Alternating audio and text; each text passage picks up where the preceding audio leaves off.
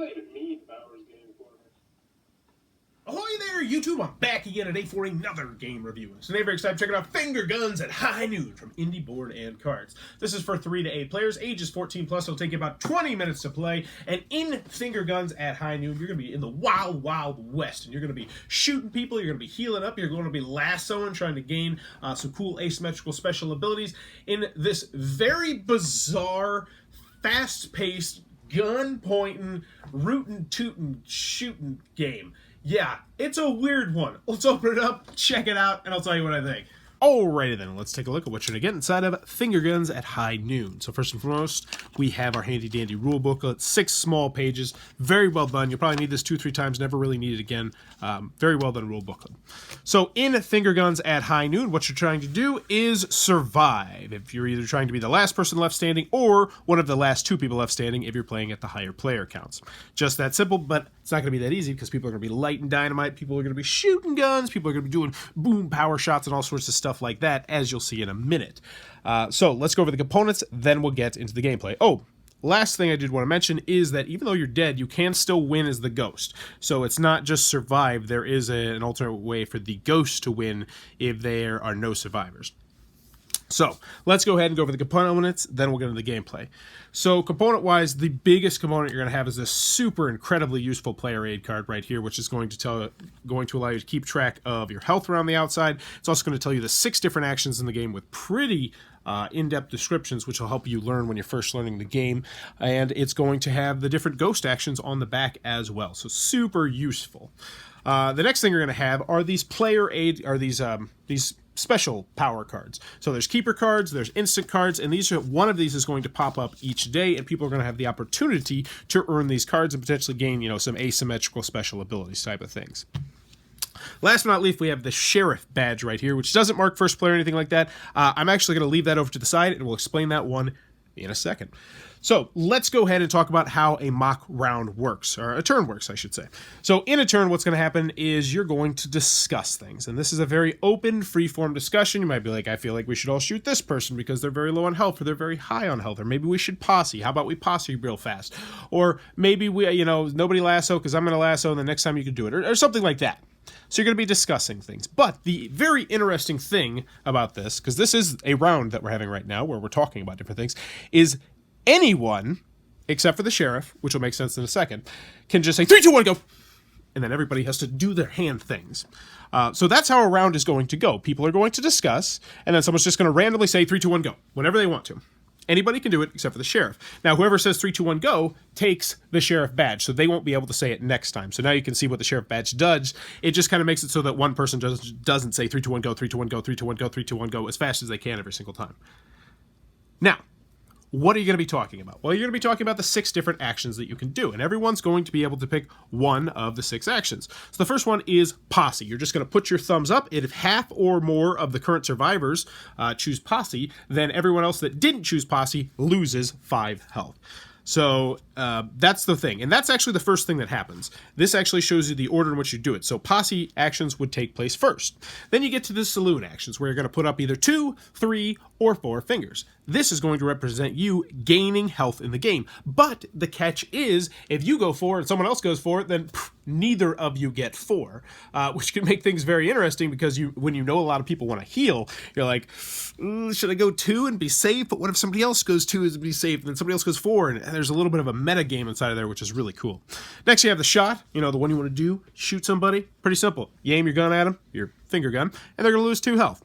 Next, you have the lasso, where you just lassoing up, and this is how you're going to gain those cards in the middle, as I mentioned. But much like the healing, if anyone else is lassoing, if 2 people are lassoing, nobody gets the card in the middle. The next thing we have is dynamite. Boom, like this. Actually, it's like that. I always mess it up. Like this. And what this is going to do is deal 1 damage to yourself and 3 damage to the player on your left and 3 damage to the player on your right. And last but not least, we have the 6th action, the big dog, the shotgun, the power shot. So this is going to knock 6 health off of someone, but it can be completely disengaged if you're hit by a shot or dynamite this round. And since this is the last action that takes place, you'll know if that happens. So that's what you're going to do, and you're going to discuss it. There's a 3, 2, 1, go, and then everybody's going to put up their hands, and you're going to deal with the repercussions. Whoever said 3, 2, 1, go takes the sheriff thing, and then you're going to continue to discuss and say, oh, I think this should happen, or I'm going to heal, or whatever, and then someone's going to say 3, 2, 1, go, and then everyone's going to do the hands again. Now, eventually what's going to happen is that you are going to die. Bad. And you still get to be involved in the game, though. Except now you're kind of just a jerk. So the first thing you can do is the 2, 3, or 4 saloon action, and what you're doing is actually blocking someone else from healing. You can also shoot people, and you can do the lasso, which works the same way that you're going to block anyone who tries to do it. There is a very off chance that you can win in the game if there are 2 or fewer survivors. The survivors win if there are no survivors. All current ghosts win. So if everybody dies, then the ghost would win, which technically I think would mean that everyone would win, or maybe just the people who are survivors that died in the same round would die. Not quite sure how that works, but anywho, that's what you're going to do. You're just going to deal 3, 2, 1, go, 3, 2, 1, go. You're going to be putting up finger guns, doing shoots, doing shootsies, getting special abilities, and the last 1 or 2 players left alive will be the winners of finger guns at high noon. And that, in a nutshell, is how the game is played. Alrighty then, finger guns at high noon from Indie Board and Cards. What are my final thoughts? Let's go over the pros, let's go over the cons. First, on the con side, game's not going to be for everybody for a variety of different reasons. I mean, the obvious main reason is some people are just going to think this game is dumb, and it's going to be beneath them. And it is very light, it is very silly, and some people also don't like being silly. So, you know, if anyone you game with falls into that category, you will probably immediately know they fall into that category and immediately know this is not going to be a game for your group. Any other cons that I have with the game? I wasn't the biggest fan of it at the lower player count. I got a chance to play it 3 players in my class, and it just it fell a little bit flat. I think the more players you have, the better it's going to get. That being said, I did enjoy it with 5 players. So I played it 3, 5, 6, 8, I think, I want to say. I played it a whole bunch of different player counts. I've enjoyed it at all the player counts, but I definitely think 5 and higher is probably going to be your sweet spot with this game, just because there's more interactions, more stuff going on. That being said, it would be definitely easier for the ghosts to win, I think, at the lower player counts. Maybe? I don't know. Any other cons that I have with the game? I wish... You know, I do have one more. I wish there was more like an advanced game where, you know, gaining special abilities would really come in more into play. Because here's the thing, and that's more of a minor nitpick. I'm going to tell you the pros. I really stinking enjoy this game. And everybody I played with actually did as well, surprisingly. But I would love to see these mechanisms, as bizarre and unusual as they are, implemented into a heavier game. I would love to see stuff like this, but for a game that's like 45 minutes to 90, like, I know that sounds completely nuts, but I think it'd be really stinking cool. Oh, last comment I have with the game is some people are absolutely going to 3, 2, 1, go. They're going to hate that. But there we go. That's what I got on the con side. Moving on to the pro side. Finger gun at high noon is nothing like unlike anything I've played before, and it's a whole heck of a lot of fun. And the thing that I really want to point out about this game is, if you watch my channel, you know I'm all sorts of weird, off-the-beaten-path kind of games, so you probably figured I might like this game, and you were right. But what I was very pleasantly surprised by with this game is that I've taught this to quite a few people now, and I think over the course of playing with everyone, there was probably about 5 people, or maybe 6, that were very skeptical of this game when we started. Like, they came into it expecting to not think it was the most fun, expecting not to like it, which, you know, that can easily happen, and if you come into a game like that, I think you're much more likely to not like the game, because you want to feel right.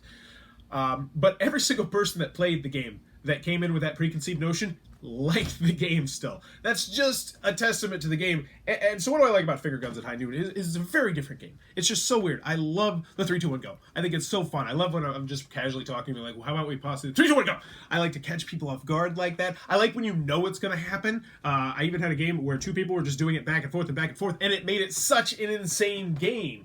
And I liked that. Now, that being said, that's not going to be everybody's cup of tea, but the game is so stinking short, I think you're going to be able to get over that dislike for those mechanisms to realize that, you know, you just played a 15-minute game and you had a whole heck of a lot of fun doing it. Like, you were laughing, you were shooting, you were power shotting, you were like, oh no, the dynamite block this and block that. And this game just is fun. Like, some games are mechanical and some games are beautiful or elegant or just sophisticated or whatever. This is just a fun game. And I really like the different special ability cards. I hope, you know, if this does well, they put out more of those special ability cards in the future. The player aid card is super stinking useful and really does help you teach the game. It's just like, here are the 6 actions they're going to take. Just pick one. Let's do a mock round real quick. And you're up and running in no time at all. Easy to learn, easy to teach. If you can get past the point that, you know, you're shooting people with guns and you're doing power shots and you're trying to kill each other, then this is definitely going to be a fun game to play with kids way younger than 14 as well. I was playing this with some 8-year-olds. They had a blast playing the game, as long as, you know, you make sure they can handle the killing theme. I really like the alley cards. I wish there was more of an opportunity to get those, though, because, like, you know, part of my favorite part of King of Tokyo, for instance, is the fact that you really get to build up your monster, and your monster feels different from other people's monsters. And I want a game like that for this. So yes, please, please, please, John Velgus, do that.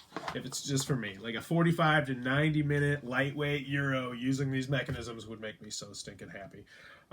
Yeah, easy recommendation, solid. This is one of my best surprises that I've had so far this year.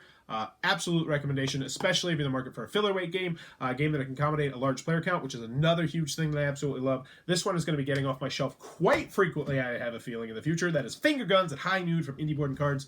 Check it out. It's weird, it's wonky, but dang it, it is fun. If you enjoyed this review, please be sure to click on that subscribe button down below. If you support the channel, click on that little Amazon Associates link down below. And in the comments below, let me know, what is your favorite game that's weird or wonky that you didn't think was going to work, but it works?